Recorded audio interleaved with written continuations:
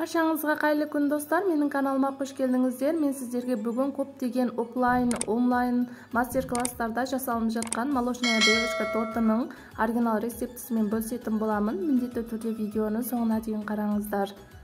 Ең алдымен бізге ұн, сгущенка, ас содасы, шекер, жұмыртқа және сары май қажет болады. Ең алдымен үлкенде ыдысымызға сары майымызды ұсақтап турап саламыз. Сгущенкамызды саламыз және шекерімізді саламыз. Енді газға қоямыз. Араластырып тұрамыз. Сары майларымыз еріп, шекерлеріміз еріп кетуі қажет.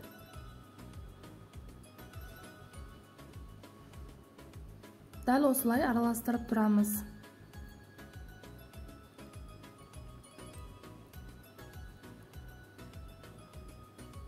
Бізде сары майларымыз еріп, шекерлеріміз еріп шығып жатыр.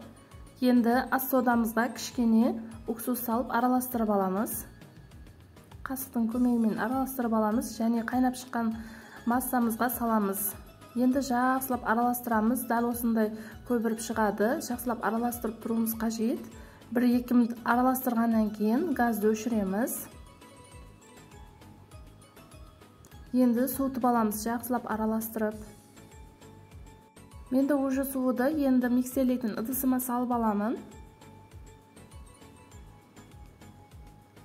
Сұп-суық болуы қажет емес, сәл жылы болса болады. Енді бір жұмыртқамызды саламыз және жақсылап венчиктің көмегімен араластырамыз.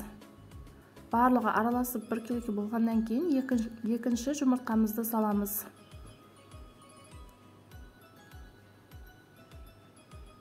Енді тағы жақсылап араластырып аламыз біркелкі болғанға дейін. Біздің қамырымыз дайын болды. Енді ұнымызды 2 бөлікке бөліп, дәл осылай електелкізіп, жақсылап араластыратын боламыз. Ұнды бірден салып жіберсеңіздер, қорждарыңыз көтеріліп әдемі болмай қалуы мүмкін. Сондықтан да 2 бөлікке салғандарыңыз дұрыс.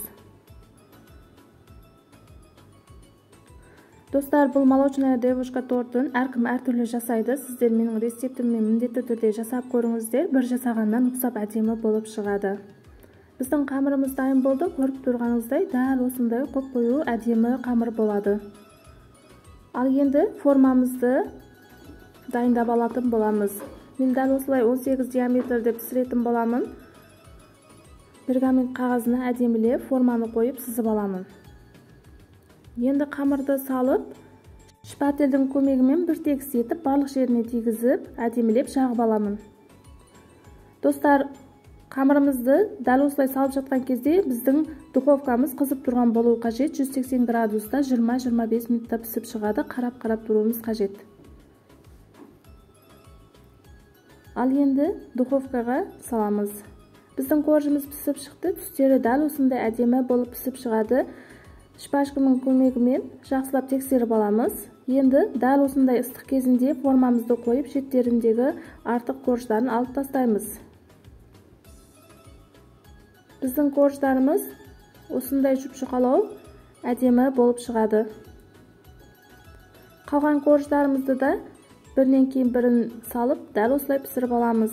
Және пісіп шыққаннан кейін ұмытып кетпеңіздер, ыстық кезінде формаға салып, корждарымыздың артық жерлерін кесіп алып тастауымыз қажет.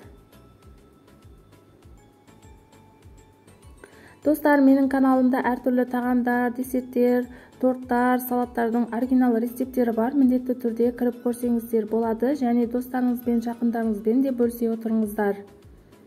Ал енді таза ыдысымызға творожный сырымызды салып, сгущенкамызды салып, жақсылап миксерлейміз. Ал енді сливкамызды салып, тағы миксерлеп, крем жасап алатын боламыз.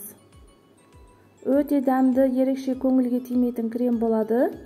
Міндетті түрде сіздерде дәл осы кремнен жасап көріңіздер.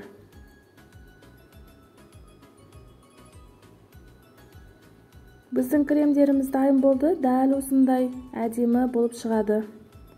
Енді торттарымызды жинап алатын боламыз. Ең алдымен формамызды қойып, кондитерский пленкамызды саламыз. Менің корждарым пісіп шықты. Дәл осылай 4 бөлікке бөлдім.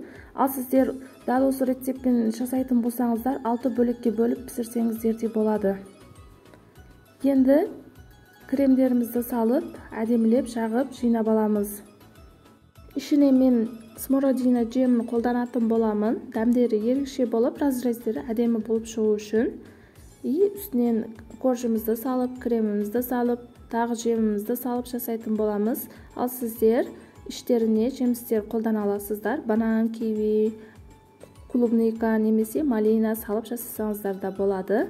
Енді барлық корждарымызды жинап алғаннан кейін мұздатқышқа 3-4 сағатқа салатын боламыз.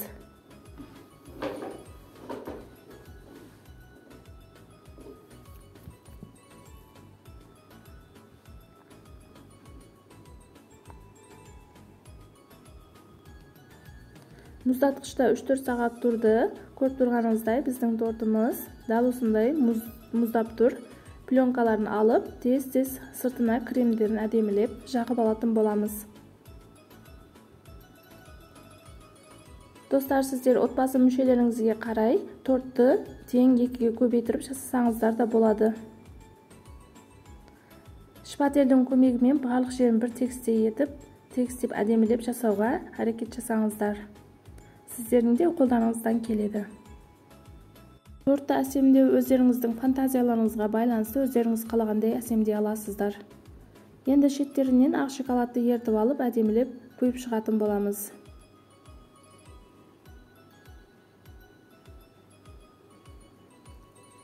Енді қалып кеткен кремімізді кондитерский мешокке салып, дәл осындай насаткамен әдемілеп гүл шығарып безеп аламыз. Ақ шоколадты өткіштен өткізіп, ортасына әдемілеп сеуіп шығатын боламыз. Ал біздің молочная девушка тортымыз дайын болды, достар. Көріп тұрғаныңыздай дәл осындай әдемі, ерекше болып шығады. Дәмдері де ерекше болып, өте керемет болып шығады. Ешқандай мастер-класстарға қатыспай-ақ үйде отырып, дәл осылай сіздер де жасай аласыздар. Жасалу жолы өте қарапайым және өте керемет дәмді торт болады. Мен сіздерге кесіп, ортасын разрездерін көрсететін боламын. Дәл осындай әдемі болып шығады. Достар, сіздер де міндетті түрде жасап, отбасы мүшелеріңізді, жақындарыңызды қуантырыңыздар. Сіздерге видео ұнаған болса, менің каналыма жазылып, лайк басып, комментарий жаза кетіңіздер. Және қоңырауша түймешесін басып қойыңыздар. Сонда менің жаңадан шыққан видеоларымды біріншілерден болып көресіздер.